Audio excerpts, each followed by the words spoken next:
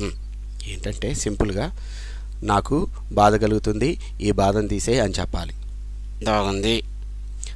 దేవుడు కూడా బాధ పెట్టబడ్డాడు కాబట్టి ఆయన కూడా మరి విడిచిపెట్టబడ్డాడు, ద్రోహం చేయబడ్డాడు కాబట్టి నీ బాధ ఆయనకు కూడా తెలుసు. సూతరు. అందుకనే నువ్వు ప్రార్థన చేస్తే ఆయనకు అర్థమవుతుంది.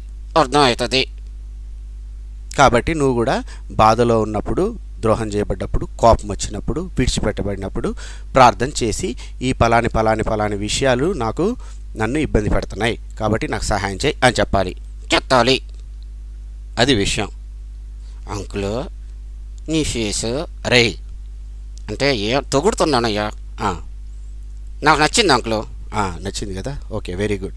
చేస్తావు మరి అట్లాగా? చెయ్యాలిగా మరి. ఓకే ఓకే, మరి వెళ్దామా? ఇయ్యా. దాయ్. See you.